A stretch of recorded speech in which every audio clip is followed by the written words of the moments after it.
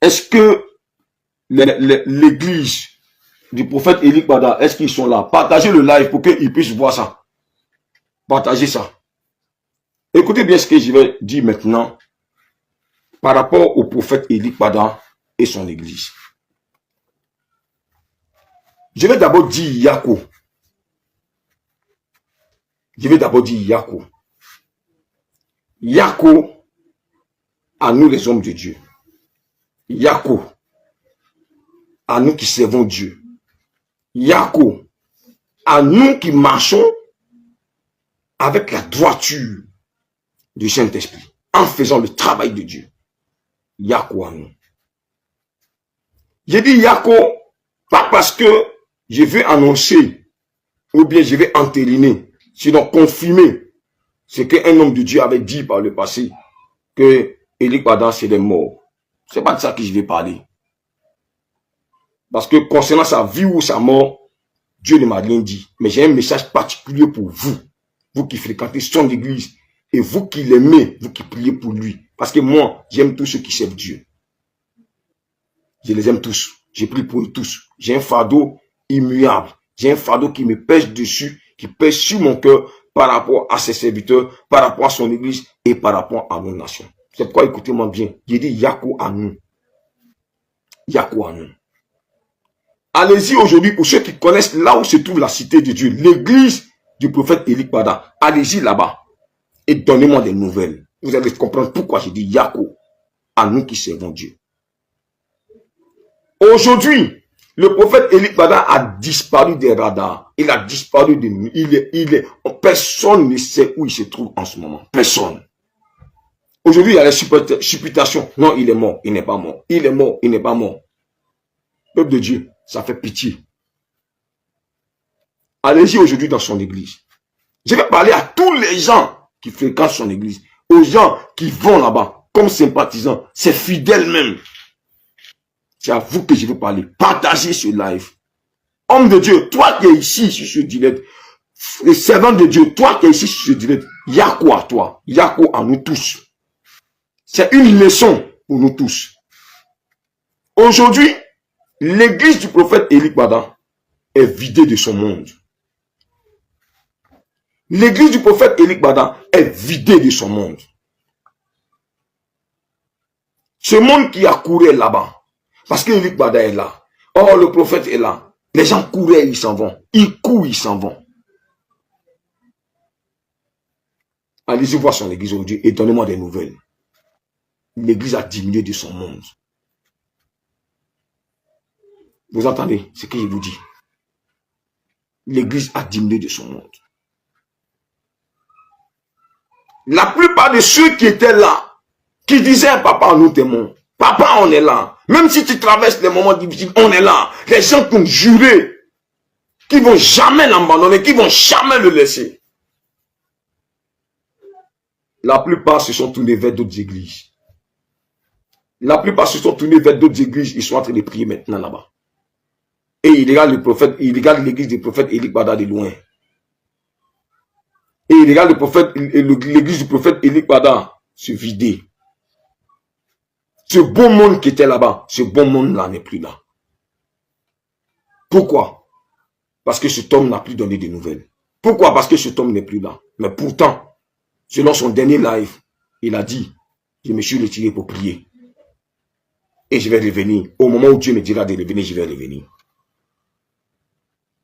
Alors, si jusqu'à ce que ce soit confirmé ou pas, pourquoi vous, qui dites que vous êtes fidèles, pourquoi vous désertez? Pourquoi vous ne venez plus à l'église attendant de le voir? Vous avez le même comportement que les mêmes fidèles que Moïse a eu hier. Vous comprenez? Vous avez le même comportement que ceux-là. Moïse s'était retiré pendant 40 jours et 40 nuits. Il allait gêner et prier pendant 40 jours, 40 nuits. Les 40 jours, 40 nuits, là, c'est pas 40 jours, 40 nuits comme ce que nous, on a aujourd'hui, où ça passe vite, vite, vite, comme ça, non. Mais au temps de Moïse, 40 jours, 40 nuits, c'était toute une éternité. Comme ce qu'aujourd'hui, Élie Bada est en train de nous montrer. Écoutez très bien ceci. Moïse était sur la montagne. Arrivé à un moment donné, comme il ne venait pas, Les gens venaient plus, ils voyaient plus ses traces. On dit, oh, il est mort. Il est mort. Comme aujourd'hui, cette supputation est en train de prendre partout. Oh, il est mort. Il est mort. Oh, c'est fini, il est mort. Moïse ne va plus descendre. Moïse est mort. Non, mais qu'est-ce qu'on va faire maintenant? Il faut que quelqu'un nous dirige. Il faut qu'on ait un Dieu. Il faut qu'on ait ceci. Il faut qu'on ait comme ça. L'église de Moïse est devenue une église profane. Une église d'hommes déréglés. Une église bizarre. Je vous assure d'une chose. Vous qui êtes appelés à servir Dieu, apprêtez-vous. Parce que vous n'aurez jamais, jamais la fidélité des hommes comment on appelle ça, jusqu'au fond de la vase. Jamais. Sauf ceux-là qui sont transformés, sauf ceux-là qui sont changés, qui sont transformés à l'intérieur de leur cœur. C'est ceux-là seulement qui peuvent être accrochés jusqu'à la fin. Et ceux-là, on les a retrouvés dans Josué, on les a retrouvés dans Caleb. Vous comprenez? Il y a combien de Caleb et il y a combien de Josué aujourd'hui qui sont dans nos églises? À peine le leader a un problème, tout le monde déserte. À peine il a un problème, il n'est même pas mort, hein. Il n'est pas mort, il est là. Mais dès qu'il y a des problèmes, on dit non, ah, ils l'ont arrêté, ou bien ils ont fait ceci, ou bien on l'a frappé, ou bien on l'a chicoté, ou bien l'église a été fermée. On le laisse dans ses problèmes, on le laisse là. Personne pour intercéder, personne pour prier pour lui. Parce qu'il y a beaucoup d'églises maintenant, chacun s'évaporise dans la nature. Je vais prier ici maintenant, ah, il n'est plus là, non, ça va plus loin. C'est lui qui a dit qu'il est prophète, fou, ça rentre ici, ça rentre ici, ça rentre ici.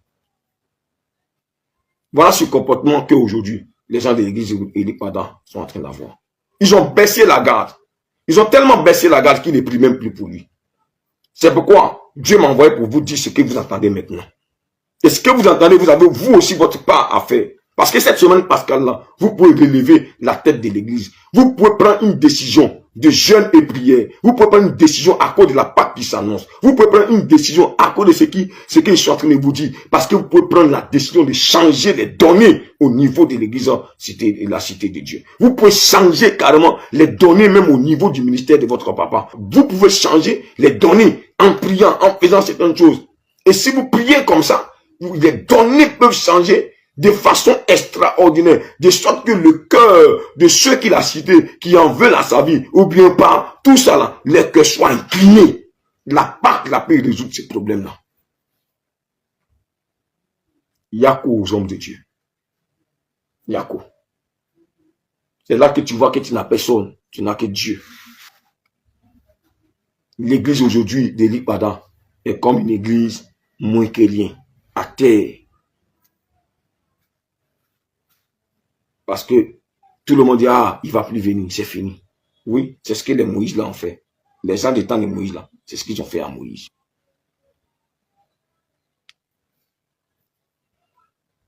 Église, cité de Dieu. Je ne sais pas qui va envoyer ma vidéo jusqu'à eux. Je ne sais pas.